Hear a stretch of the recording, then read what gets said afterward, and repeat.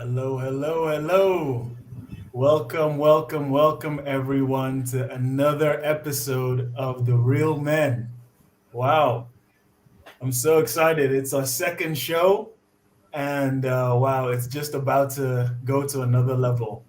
I'd like to introduce my guests. First of all, Pastor Steve coming to us all the way from Jamaica. And then we'd like to introduce Evangelist Regilio.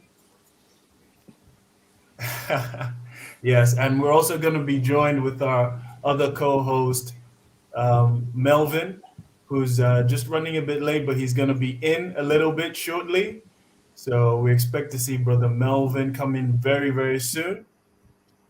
Just want to say welcome to everyone, guys. Please share this link. We're trying to reach as many people as possible. Son of Yahweh, welcome.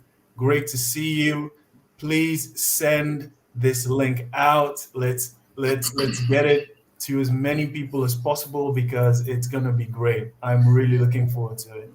So send it to your friends, your family, brothers, and the ladies are, of course, welcome as well. This is going to be powerful. So please, let's get it out there to as many people as possible. Yes. We're just going to wait a little bit so we get more people on before we get started. Welcome, Ruth Miller. Welcome. All the way from Herlin. Yes, you're welcome. Everyone is welcome. We're going to have a great show today. So, the title of our show today is From Boys to Men.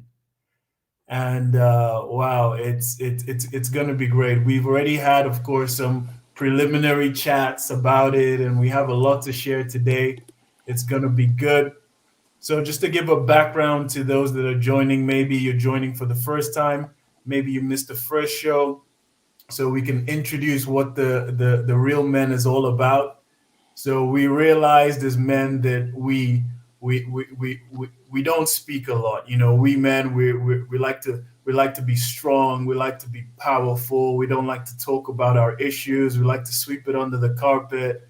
And yeah, that needs to change because we have a great support system as men, as a brotherhood, um, within the church, outside the church, and I really feel that when men come together, it's super powerful. And now the men are coming together to talk and share about the things that men go through, but men don't talk about. So we're trying to change that trend. We're trying to speak out, share from our own personal experiences, hear from you guys as well who are on the chat about your own personal experiences. This is going to be interactive.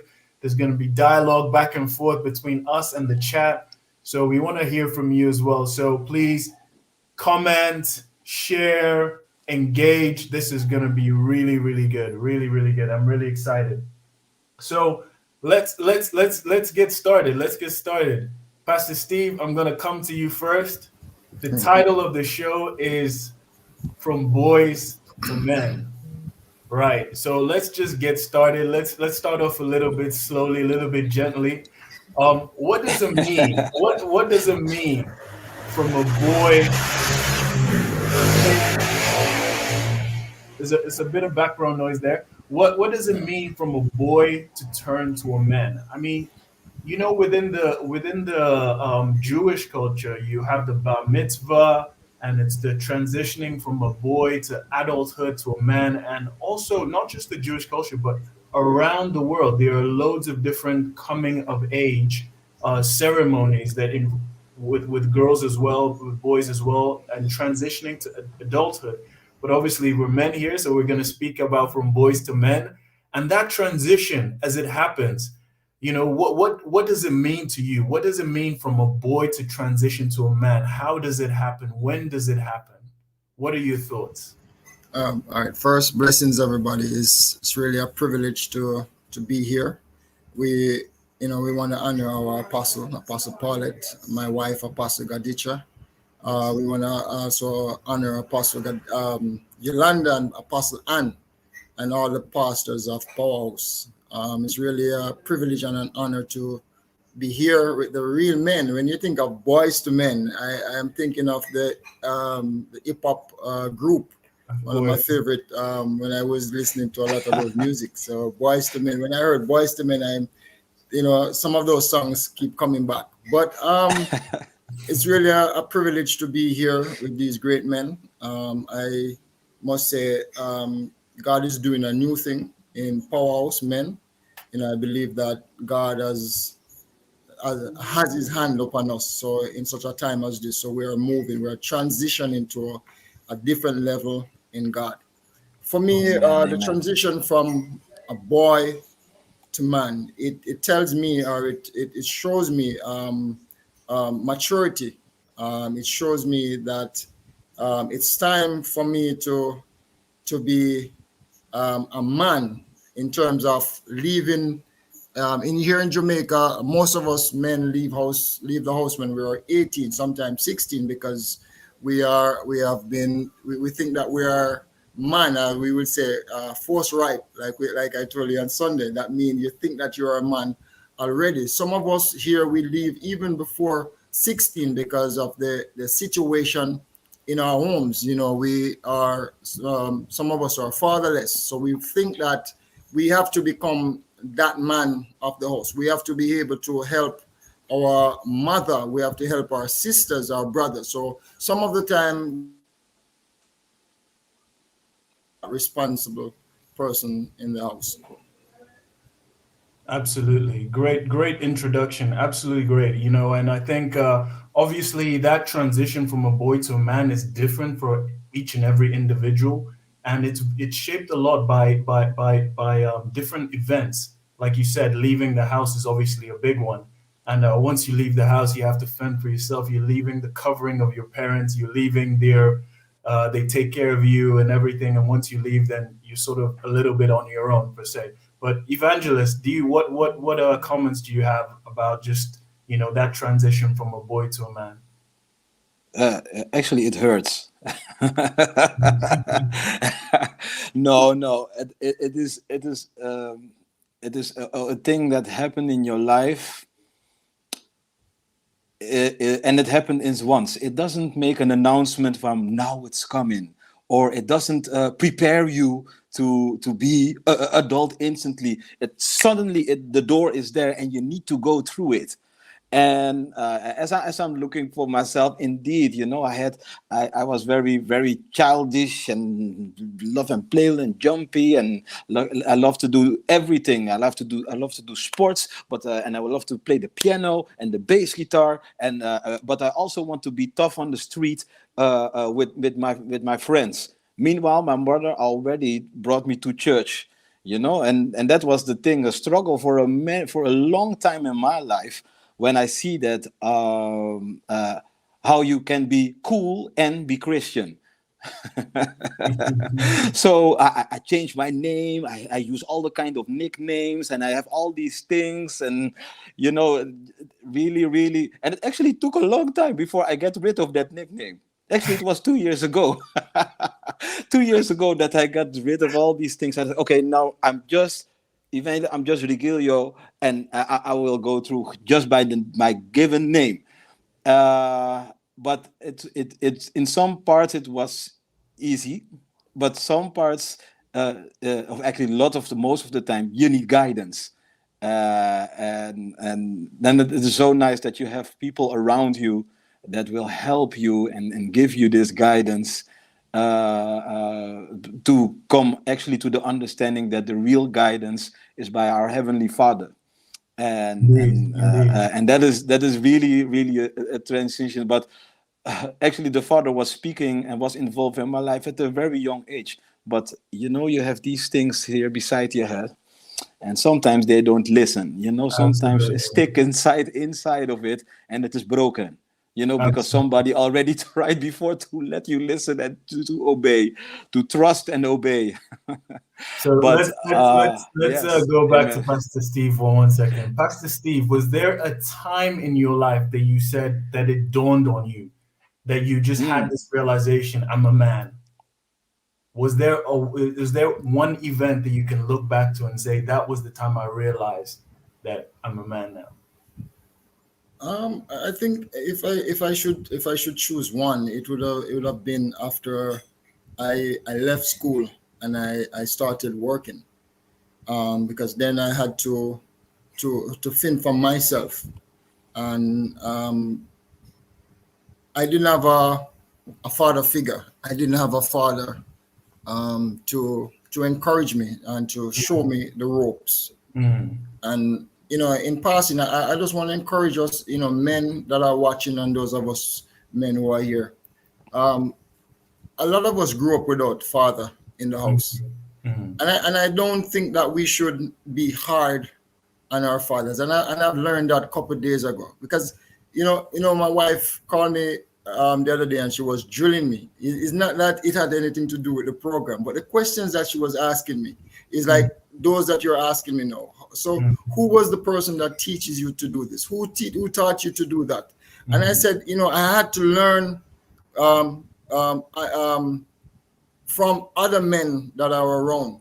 But then I Mm. learned, and then the Lord said to me that, just like you have destiny helper, I think also that you have purpose helpers.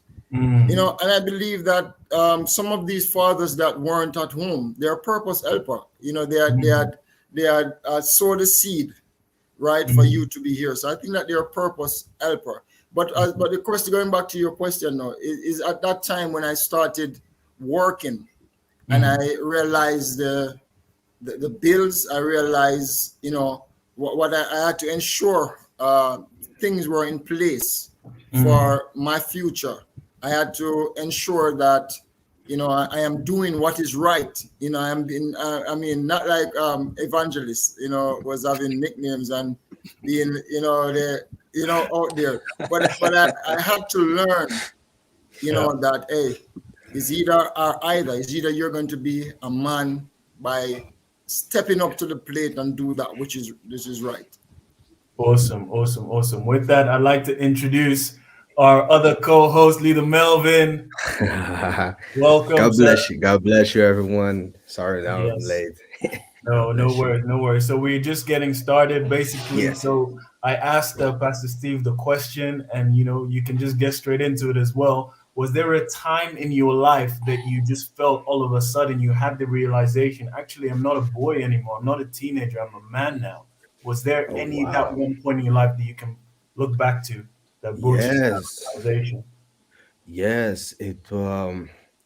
I always when I talk about this because I work with young people, and when I speak to the young men, I always tell them when I see them frustrated or when I see them um in violent behavior or actually like devastated behavior, like the type of like a desperate person or like a depressed person. I always tell them, I know what you're going through. And then Mm. they look at me like, why do you say that?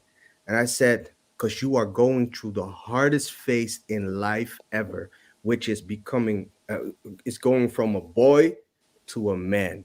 And Mm. that's the huge the most impacting transition that you can go through.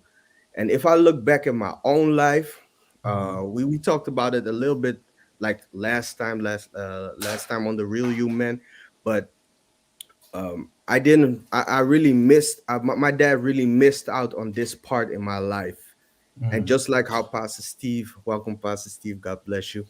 Um, just like Pastor Steve just said, there was someone who could teach you anything about man who just oh, even if it was just like Big Papa on the corner or Uncle Mm. someone over there. In our case or in my case, it Mm. was Pastor Ben. Pastor Oh, Ben wow. made a huge impact in my life. He was the first uncle that I witnessed getting married and being happy in marriage as well. Oh. Mm. And I was by the age of 12, I was 12 or 13. And I always said, if I get married, if I do, before I say I do, I want to have a wedding just like Pastor Ben. Because like he was glowing that day. He was like, I don't know, like it was a glorious day. So Amen. and this is just a little example, because I had a other uncle who, just like I said the last time, he taught me to shave. I didn't know how to shave, not at all. Like I had like these weird hairs growing out of my face, and I didn't know how to take care of it.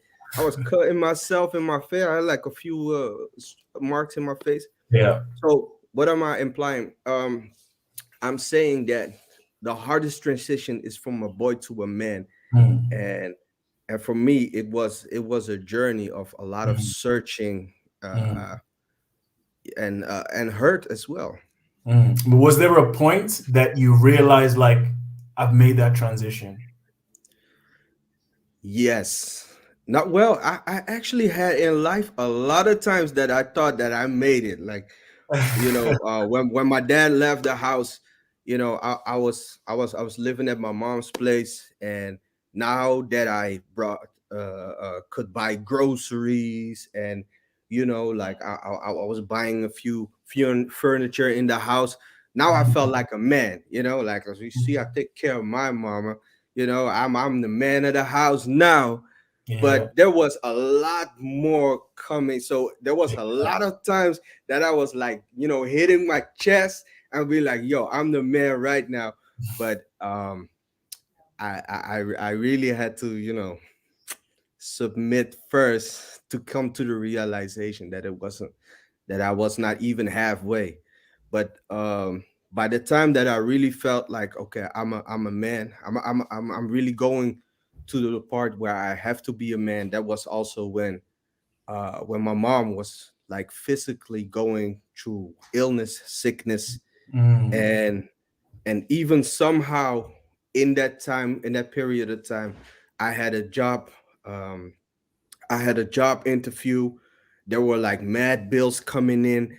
There was like how you say, um, tax collectors in front of the door, like, yeah. and I was like really taking care of everything. Like if Mm, there was a phone call I had to make, I made a phone call. Yo, I can mm, pay you on the 10th, not right now. How we gonna do mm, this? Like, I got 10 euro, I can make that 10 euro. Like, we would like figure something out. The evangelist know, like, I would call him and be like, yo, we have a problem, and like I really felt like that was a transition. Like, that was not that long ago. Like, I'm gonna keep it real. I think it was like 10 or 11 years ago yeah. that I finally, when we like surpassed that storm, like we passed that storm. Yeah. I, Afterwards, I felt like, whoa, man, I really managed that. Yeah. So that's a man being about, because at work they did not know what I was going through, what I Yeah. was facing on Yeah. the daily basis, and yet I just held it down. Wow, amazing, amazing. Yeah. And you know what, in thinking and preparing for this show, I was thinking about, what is the catalyst, should we say, that starts to transition a boy to a man. And obviously happens not just at one time, but it happens over different times and different experiences, different events in our life that happen to us that force us to transition to a man. And for me, I came to the conclusion that there are certain events that put a responsibility on us, right? Yeah. And when a boy starts to awaken to that responsibility and take ownership of those responsibilities, then for me, that is the start towards manhood. For example, like you said, if a dad leaves the house and all of a sudden there's no father figure, but the bills have to be paid, and you say, okay, I'm gonna take some of that responsibility on and start Yes. working or support my mother, support my brothers and sisters, start working. That's a little step towards manhood. We can think about big life events like marriage. When you when you take on marriage, you take on somebody else and responsibility for a wife, then Yes. that is a massive, massive change towards Yeah. more maturity and taking on that responsibility. And the same for when you become a dad, and then you have Yeah. now even more responsibility. So I came to the conclusion that it's the accepting and embracing of responsibility, knowing that it's my responsibility and the outcome is going to be mine. You know, I'm going to take responsibility to make this happen. And those little decisions along the way start to push you towards manhood. Pastor Steve, you've been a bit quiet for a while, so let's go back to you and say, what do you have to add on to that? Well, for me, it would be a case of living in a home, right? Because I grew up. Basically, my life was like I'm all over the place in a sense. My mom gave birth to me. I was staying with my grandma. Then I moved from my grandma to my uncle, from my uncle to my aunt, from my aunt to my. So I was like all over the place. But then when I came to that particular place, where I was the only male in the house. And so, because most of what I learn and how I learn is by looking at somebody else's life or people around you, because you don't have a father figure, you don't have a male figure in the house, but you. So I am looking over the fence into, let's use the one that is married, Leader Melvin's house, and I see how he operates, even though he's an adult. So for me now, as a young teen, being in the next door, living with one aunt, 4 girls, and the only man, I take upon myself now that I am the man, I am the protector of this house. So anything coming in have to come through me, because I am all of a sudden I've become macho. So I learn by just looking in somebody else's house. So whatever is happening there, I see how he treats the house and all of that. I watch him and I learned how he go about doing it. So then, I become that man in my house, because I'm the only male there, and he's going out to work. I want to go to work. He's preparing this. If the fence is broken, he's fixing the fence. So I am just watching him. I'm just emulating him, and I want to be that man in the house. Yeah. And of course, we all have this. I mean, if it's not from our fathers, we all have these father figures, should we say. And, for me, a lot of the things I learned about being a man were from TV. So, obviously I grew up with my dad, but I left home when I was young to go to boarding school. So I saw a lot of men, and, we're obviously always influenced by TV or what a man is supposed to look like, what Hollywood tells us a man is supposed to look like. And, but in most cases, it's good. On the TV, most cases, men are portrayed as protective heroes. You look at, heroes saving the damsel in distress, saving the day. So, you want to be that man. You want to be the one that is looked up to and encouraged. But we're gonna shift a little bit to a new discussion. And Evangelist, I'm gonna come to you first for this. When we are boys, right, we always seem to want to be older.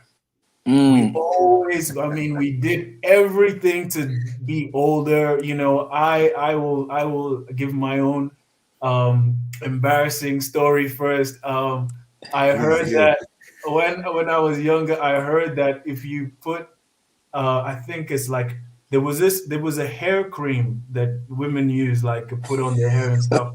And somebody told me, one of my cousins says, if you mix that with like methylated spirit and you put it on your chin and stuff, you're gonna grow a beard quicker. So I tried all sorts of things to grow my beard. My beard grew quite late. So I was trying all sorts of things to grow a beard, and it's normal as boys, as teens. We get the fake ID so we can sneak into places we're not supposed to be. We're always trying to act more mature or come across older. So talk to us about that. Why do you feel what is inherent in every boy that just drives them to feel like they want to come across as a man or more mature than they really are? Yes. Well, first of all, challenging. It goes in layers. You start first with the first challenge, and then you go to one and another one. I remember when we were young and we were sitting, me and my brother were sitting on the table. The grandfather was still alive, and he always was actually blessing us, but we didn't notice it by then. He said, "You will be a great person in your surrounding and in your society, and one day you will be old like me." I said, "Oh, okay, yeah, it's okay, Papa, yeah, Opa." So we saw these kind of things, but as you go on the school, you start to be with friends. You like to show yourself, like, I can have this, I can handle this. So, and it starts actually little by little. Maybe it was first to learning how to ride a bike, challenging with football, basketball, what we played, dodgeball, that we played a lot of hours and hours and hours outside. And as you are growing up, you see that the challenging getting bigger, because the other challenge that you've already surpassed got bored. So it goes on and on and on. When you see, when you enter the age of teens, and when you go to the high school, actually to high school, you see that the challenges are way much more different than the challenging what you had on the primary school. And like facing you see now you see the girls, and now you see that people are smoking, and you see that people are doing all kind of things. And are you not going out? No, my mama didn't allow me to go out, so I was staying at home until we moved to a different part in the city, where there is a possibility to sneak out of the window and doing that and going inside, all these kind of things, Mhm. challenging things. And then you see they offer you cigarette and beer. But the beer thing was, I explained you already, the last time. The beer thing was started already with father, that he gave us a zip and stuff like that. Yes. But but the challenging, and each and every time, and actually that process never stopped, Mm. unless you came to the understanding what is good and what is wrong. Yeah. And sometimes, yeah, it is sometimes very, very sad, because I see some people are more mature and more older than me, but they Mm. still have a behavior like an 18-year-old. Mm. Ooh. So yeah, the challenging part, that was actually a real big thing in my life. I want to Mm. be challenged all the time, and I can Mm. handle this, and if there was no challenge, I'm looking for a new challenge Mm. to achieve it. Yeah. Yes. Well, I mean, great input there. Leader Melvin, Uh, what is it about young boys and wanting to be older than they are? as a young boy, you, just like you just mentioned, um, we get influenced by television. Mm. And if I have to speak for myself, I always admired from Fresh Prince of Bel Air. I admired Uncle Phil. Yeah. I liked how he hold down the household. Yeah. He got it all going on. Yeah. Philip Banks, the big judge, and everything. Yeah. He has an annoying cousin from his sister come and live with them, and he tears down the whole house. And Mhm. now, you see that Uncle Phil, like, they have like a love and hate relationship. But there Mhm. was also an episode, and that's the one of the most famous episodes ever, because Will Smith also told the audience that he was not acting. This really happened, and Mm. while he was playing the role, Mm. he said he was actually playing himself, like he really Mm. cried on the Mm. live set, and Mm. that was the part where his real dad came to visit, Mm. and he was like all excited. He was like, "Whoa, yo!" But his dad was like, "Yo, we gonna be traveling. We going to Canada. We going this, that." And now he was like getting ready, getting his stuff packed, and Uncle Phil tried to tell him, "Yo, slow your roll. Like you already started at college over here. You have a future over here.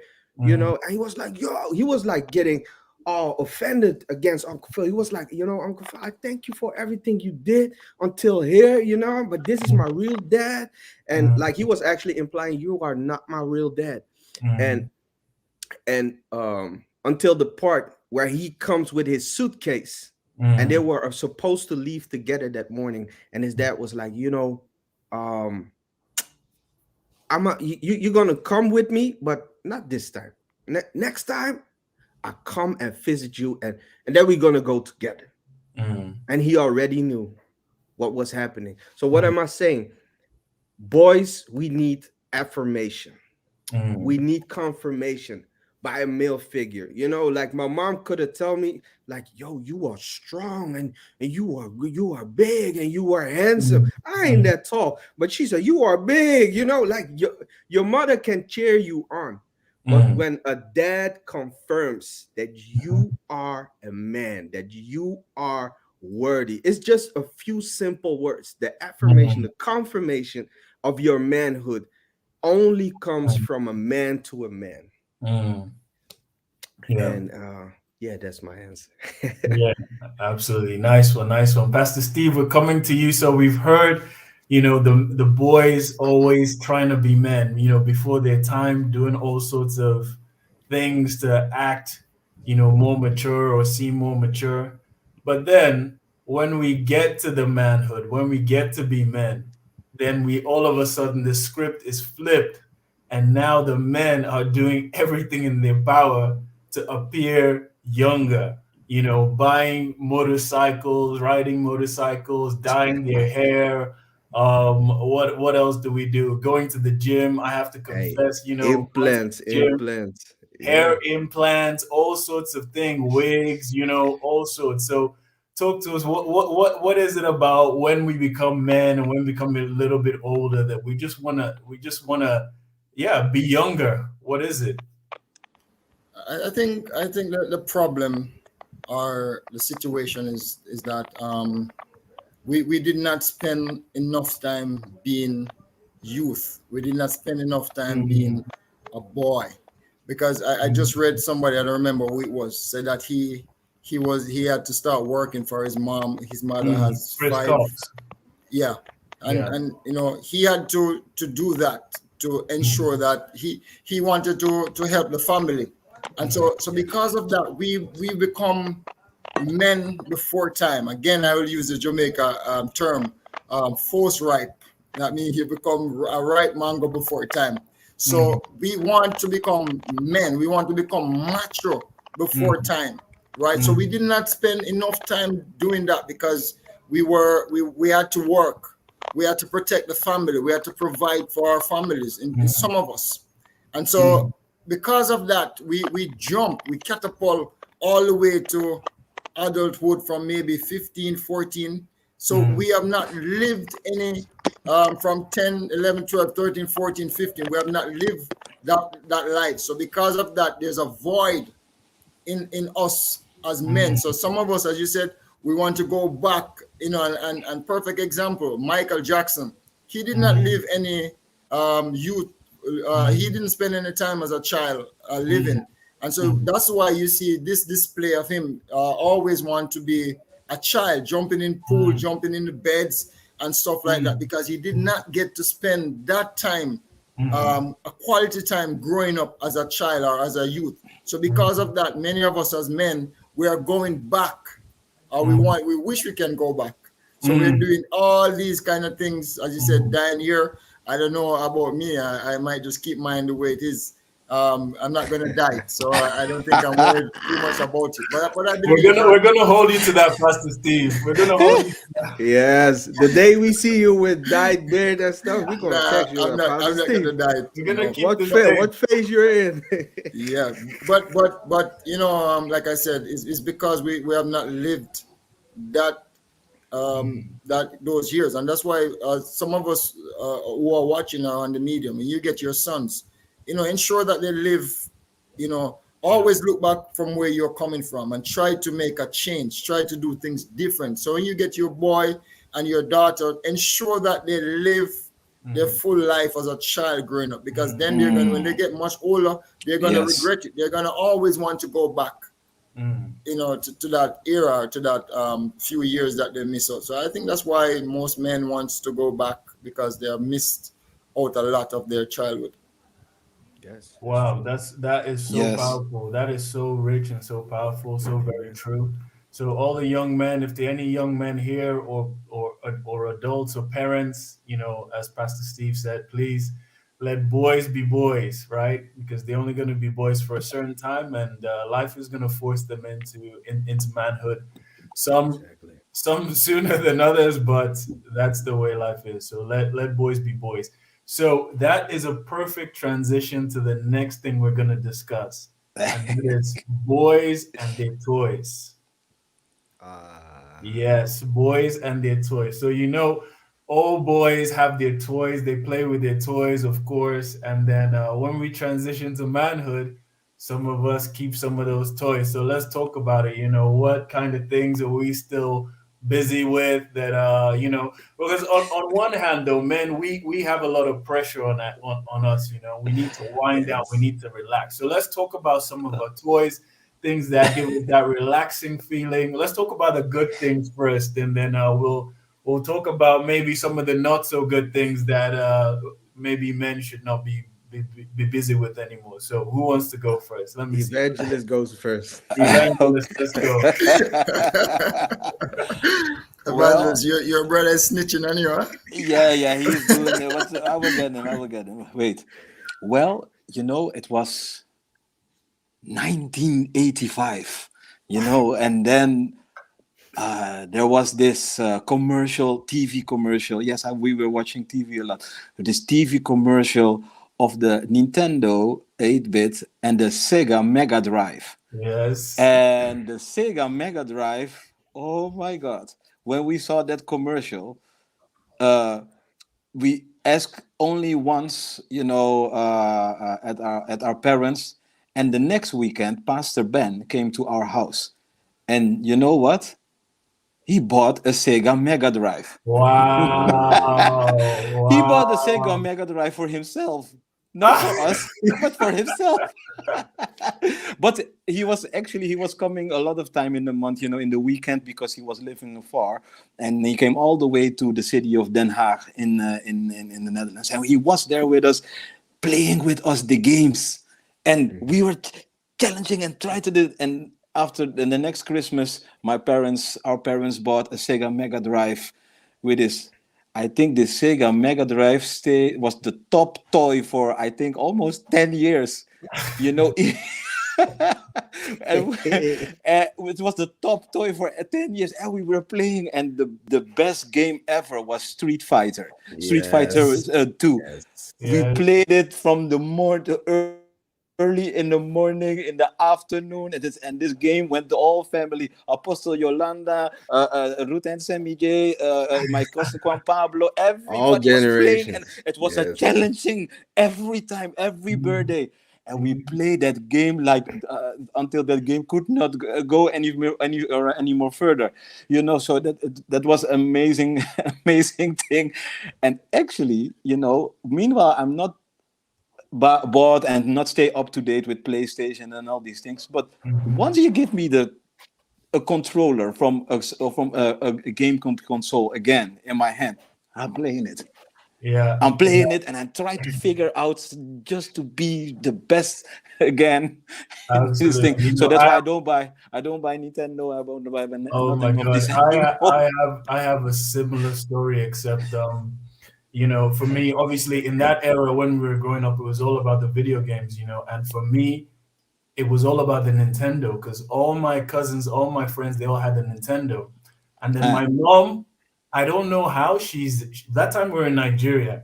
So I don't know how, but God arranged to send her, of all places, to Japan, to the home of Oh, Nintendo. I don't know, and I'm gonna ask her after the show what was that trip about. But for me, it was like this. That's when I started believing in God, to be honest. Because all of a sudden, my mom is going to the land of Nintendo. Ah, So I said, Mom, please. I did everything I could. All the laundry, all the chores, everything. I was the best behaved boy. I said, Mom, if there's anything in this world you have to do for me, is to buy me a Super Nintendo. oh, When my mom came back, like seriously, every day I was checking my watch, checking everything. She came back from the airport, ran to the gate, was so excited. She brought all her suitcases inside. I said, "Mom, Mm. did you get it? Did you get it?" She was like, "Yeah, yeah, yes." I was so excited. She opened it. She gave me a box. I opened it. It was a Sega Mega Drive. I was like, Wow. Mom, what is this? This is a Sega. I asked for Nintendo. Oh my god, I was devastated. I was devastated. I cried. I really cried because you know when you the Sega doesn't work on the Nintendo, so I couldn't go to Uh-uh. my friends. Oh my god, none of my friends had a Sega, so we were by ourselves. But we did enjoy it like Regilio as well, and Well, I had an addition on it. My cousin is reminding me on this, my niece.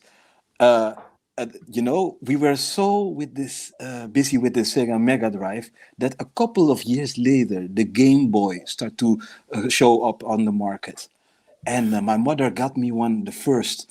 Now I'm playing this thing, tick tick tick, and even hiding under the blanket, that my brother and sister could not see me playing that Mm-hmm. thing under the thing, but and then the battery, this thing was soaking up the batteries like crazy. So we my father bought me rechargeable batteries now so that we could play the game and load up in the night. But now I'm playing the Game Boy and this and thing.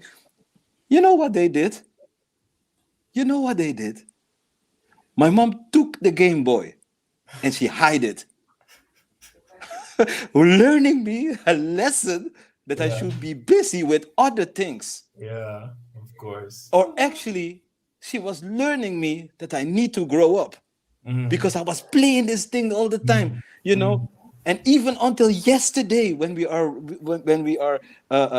in the basement, I found a game. I said, "Ah, mom, look, you was hiding it here all the time." And then my mother said, "No, I was not hiding it. Yes, I know it, because I kept her responsible for this thing." But this Game Boy thing, it kept for a very long time in my life, and Mm. even when I was Mm-hmm. not home, then my brother took it and he played with it, and we were both not home. My sister took it and she played it because this Game Boy was everywhere. But no, the Game Boy was So the games was a thing. yeah, let's come back to present now and in our manhood because obviously men have their toys still, and we need our Yes. toys because there's a lot of pressure. We go to work, we support our families, we do everything we need to do, but men have to relax as well, right? Ah. So, but there is a fine line between things that are okay and you can relax and take your time, and there is a line where sometimes we cross and it can go a little bit into addiction. Mm. So does anybody have any stories or anything to share about that line, and when you cross that line and when you realize maybe that, okay, I think I'm spending too much time now on this thing. It does relax me, I do enjoy it, but maybe, obviously there's Netflix. There's some days that we just, okay, not everybody watches a lot of TV, but just Netflix is Yeah. one of those things where you can just watch episode after episode. Is so good, you've watched like 10 episodes or you finish the whole show in the evening. Maybe you can have those one or exceptions, but anybody want to speak to that line between relaxation and when it gets too much? When it gets to addiction, let me reply on this one because um I am like it's the fourth month that me and Shantina got married, and as we were going through the period of counseling, Mm, um, there were certain things like that I still needed to let go, as a boy into a man. Like mm, like I said, like I fell so many times by saying I'm a man that I started lowering my voice because I was like, if there is anything that I need to let go, it is now. mm, So um I came to notice, or Shantina also noticed, but she didn't say anything. But I came to notice that I was spending a lot of time on my phone, Mm. And like when I was single, like man, I was on Instagram, I was on Snapchat, I was talking to this, I was talking to that, I was going live into suddenly I was in a podcast, suddenly I was the, and I was like, yeah, like just like you said, like um it started become an addiction to get the recognition, like, oh wow, Mm.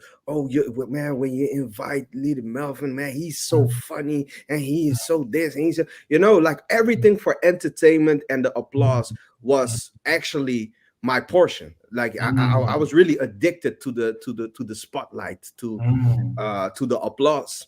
Mm. And even though I was not performing on stage anymore, Mm. um Instagram became the second stage, Mm. like making a nice picture and this and it gotta Mm. look like I gotta look like Denzel in a picture. I don't know. Mm. But now I had like me and Tina, we were engaged, and I noticed that it was I was too much on my phone. She did not eat. I'm telling you straight up. She did not tell me Mm. one day to like, yo, I want you to put away your phone. I want attention. She did not even Mm. say it. I just came to notice it. Like, Mm. man, I'm spending way too much time on Mm. this thing but Mm. I came all the way here to see my girl. And now that I'm here, I like on the phone, we were discussing a lot of things, like good things. We have plans. I don't know. But now that I'm here, I'm on my phone. Mm. And I really noticed, like, hey, this thing is becoming a real. This is serious. It was really like getting between us, you Mm. know. And I started to notice it, and there was this one day I was like, yo, I need to change this behavior. I really, because I'm not gonna marry my phone. I'm gonna marry my wife. Mm. So I had to lower my like. I just put away the phone. I also told Tina, yo, I noticed that I'm way too much on my phone and stuff like that. And I just started to tell her that and where it came from as well. And the only thing she said, I'm glad you brought it up yourself. I was only praying about it. That's all she did. Wow. She only brought it in prayer. Wow. And she said, Lord, if this is an addiction, it needs to go. Wow. That's the only prayer she said. And I just it was to me, that was a confirmation, like, okay, yes, The power yes, of a praying woman, huh? yes, it prevailed much, I'm telling you. Wow. Awesome. So I had to get rid of the extra gadgets and stuff. I'm a gadget freak. I like gadgets, like as soon as they bring something new that can fly and teleport and stuff, I'm in line to buy it. Oh, I brother don't even know Melvin, how it works, but Leader Melvin. yeah, Today I was on my first work call, yeah. and it was with my CTO, so it's Chief Technical Officer. So he's the highest guy in the office when it comes to technical things, right, in the Hmm. business. And he starts Yeah. up the meeting, right? He's at his laptop, then he gets up, and then he walks away, like 3 meters away, and then the camera zooms into him. And then he walks to the Ooh. left. The camera zooms to the left. The camera is tracking him everywhere he goes. I was like, wow, this is next level, man. Jesus. So you're encouraging leader to I'm go and gonna get tell you, Tina, I'm sorry. Tina, I'm sorry. Maybe that Some thing you were triggers. saving up for might now. yeah, yeah. I know what camera you're talking about. I know which one. Yeah. But So yeah, yeah, I had go to on. get rid of it. Yeah, Yeah, absolutely. So definitely. for me, when I was thinking about this, I thought about, I think for, we don't have to go into all our own personal stories, because for sure we all have personal stories of things that we've been a little bit too attached to. But when Yeah. I was thinking about it, I said, like, God, what is the difference between something that is okay for relaxing, and then when does it now become too much? And what I got in my heart was, if you can if you're doing something that you enjoy a lot and is a hobby and you do it quite often, if you have the control to stop it at any time, all the time, then it's fine. But the danger becomes when you have something that you might say, okay, I'm going to stop now, but you don't, and you Yeah. keep on carrying on. And Yes. that happens often. So Yes. like you might be busy with something like maybe like TV, like okay, last episode, 3 episodes later, you're still watching. For Mm. me, it was video games. With I was playing FIFA. This is the only video game I play, right? The football game, and I just found that it's my thing. I played it for years. It's always been the one game I play. But then I found out recently, first of all, it started with my wife complaining. So when your wife complains, then that's a pretty much a guaranteed red flag, right? So I started to think about it, and sometimes I would be like, okay, I'm gonna stop playing, and I'm gonna stop playing in an hour, and then I'll play like 3 more games. So that was kind of like what started to alert me. It was like, okay, maybe I'm playing too much, or maybe. So then I just decided, you know what, I'm gonna then, and the Lord spoke to me and just said, you just need to stop. So Yeah. basically, I stopped. Yeah. So what I did now is I have a balance. So I play when I'm around. I have friends that play as well. So I would play with them in person, which is obviously not that much. So I wouldn't just play myself online, which is what what can just keep going on and on and on. You lose one game, and you're like, okay, no, no, no, I gotta win this game. This can't be the last game. I can't go to bed with a loss. They're like, next game, and you lose a game. Yes. So I just decided, you know what, and I just find that now I have more time. I have more time to be attentive to my wife. I have more time to do more things that are just more productive. You know, Mhm. so Yeah. that's my own personal story. So let's move on for the last discussion of the evening, and we're gonna discuss when boys transition to men, right? What are the things that are actually good to keep from our childhood? There are some things that are good to keep from your childhood, even when you become a man. And obviously, we're going to look at the other side as well, which is things that you take from your childhood into your manhood, which you need to basically not take. So let's start with the good things. What are the good things that as children we should take into manhood? I mean, the Bible gives us some clues. So maybe Pastor Steve, you can kick off with this one. Well, for me, I would not even go into the Bible. I mean, it's very important to go there, but I mean, just by living your life as a child, you can just go ahead and pick some stuff from it. So for me, what I would pick from it is that I would be um, more committed, right? In the sense that I are to be more caring or to be more understanding, because I did not have anybody there to care for me.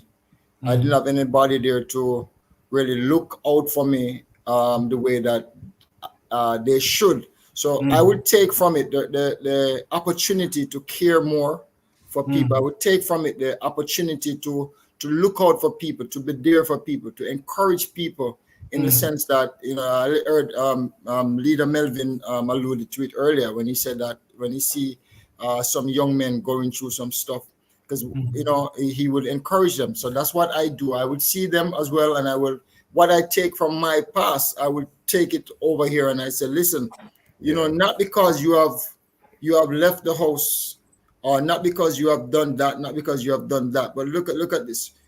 Your parents weren't there for you.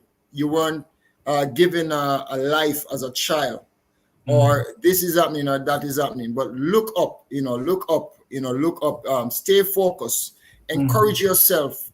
mm, It's no use in sitting down playing dead because of what mm, had happened. You have to rise above that. And so I would encourage them to, I would use my life.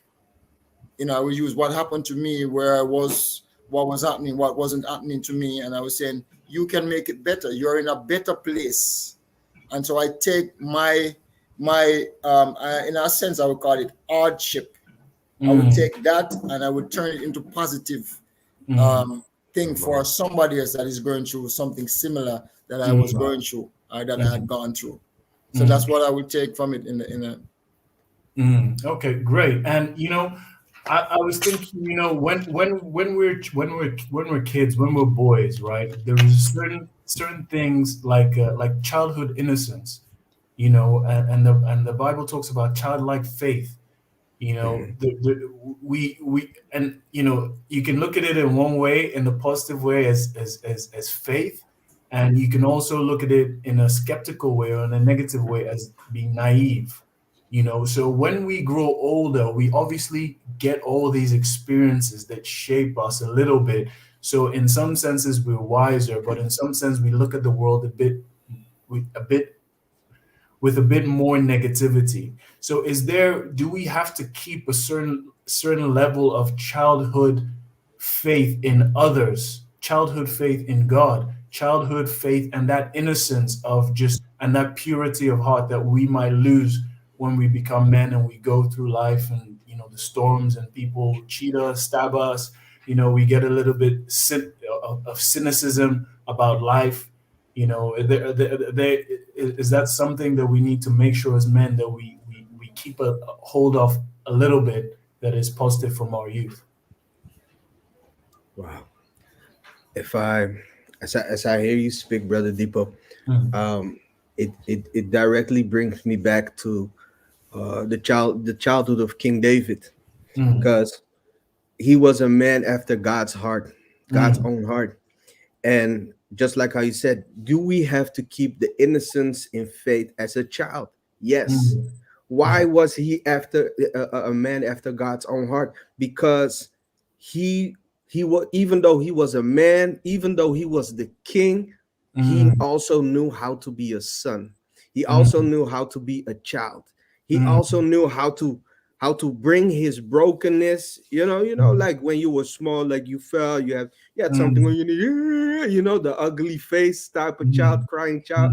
mm, mm, He would bring that brokenness, he would bring it before God. mm, And mm, that innocence, we need to keep that, because just like how we were talking about like Game Boy and all that stuff and addictions, um we men, we like to fix things and we like to cover up things as well. mm, And as you are covering up, you don't allow God to be God. You don't mm, allow him to take the space that you actually are holding for yourself, keeping to yourself. And you don't allow him to develop you more into the man after his own heart. mm, So you need to keep that innocence. If I have to look back at my childhood, I lived for a period of time. I lived on Aruba, and my auntie is also here, Tante Teli. She's also here. And there was this one day, and she really got me angry, angry, angry, because she said, "You are just like my dad had did a lot of things, like another mm, maybe another broadcast. We can talk all about it, but like he did a lot of things, and she really touched that one spot, and she said." She like I don't know, she was like correcting me on something, and then she said, "You are just like your father." Oh my mm, man, the house was way too small for that one, because you could compare me with everyone except him. oh, And I really got angry, mm, really angry at her. mm, And I had to cool down as well. And mm, then later on, we would like sit down, like we used to, like there was a certain moment of the day that we would just sit down at the porch and we just talk. Like, mm, I really respect conversations with knowledge. So we would sit down, and then she would say, people have been putting so much labels and tags on you. They mm, have been trying to plant so much negativity in you, mm, which you start behaving like it. mm, But I want you to know one thing. mm, Behind all the tags, the labels and names, I still see a good heart. mm. until today, it really touches me. So Wow, amazing. Awesome, awesome, awesome. yeah. Guys, we're coming to an end. It's been a great, great, great show. And I just want to leave Yeah. a closing comment, to our resident man of God, Pastor Steve. Maybe you can just summarize for us, or maybe there's anything you just want to leave an encouragement for the men and the women out there who are raising men or in relationship with men. What can we close on today?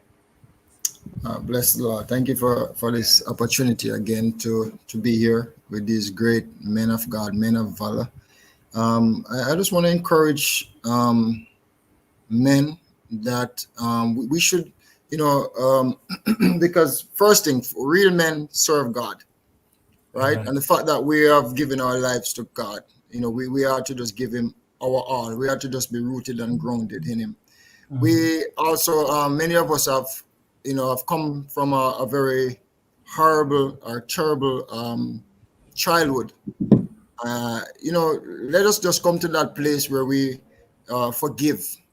Let us just come to that place where we let go and let God fully take control. I had mentioned earlier that just like how we have destiny helpers, we have purpose helpers.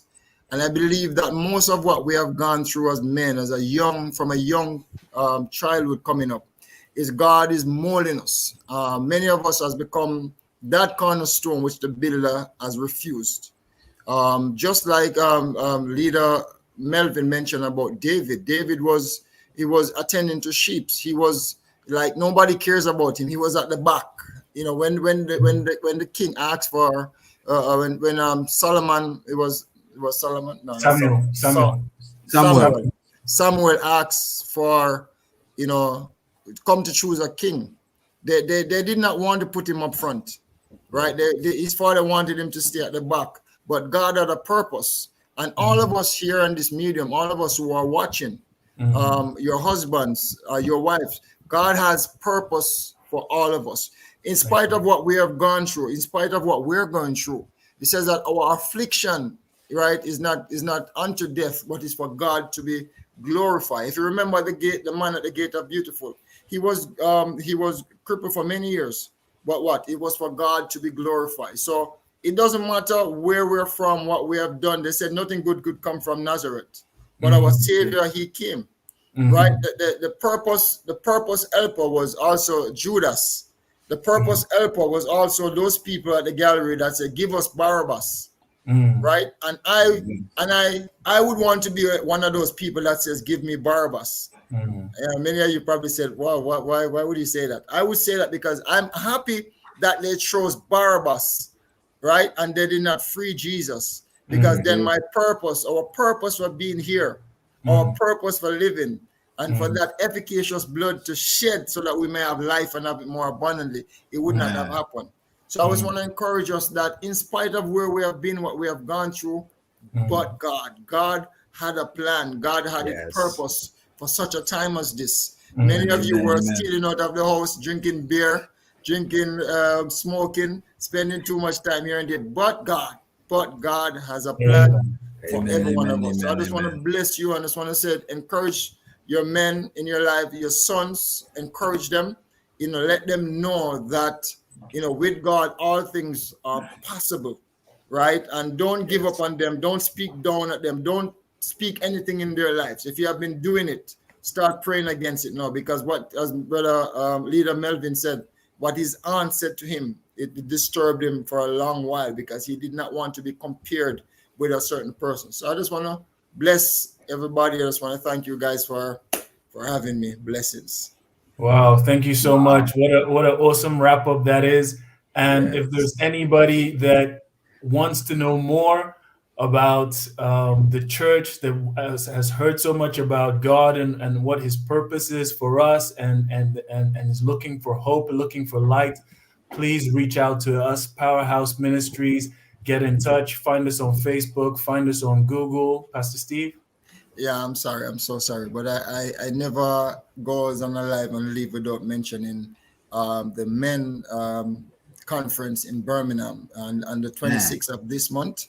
So we can't leave that out, because we're all men here, and we're reaching men and And women and men are invited to this conference on the 26th of this month. I think it's Saturday coming. So please, we're looking forward to seeing you there. Bring your husband, bring your son, your nephews, your grandfathers, every man in your life. Just bring them out so that they will be blessed. Thank you, sir.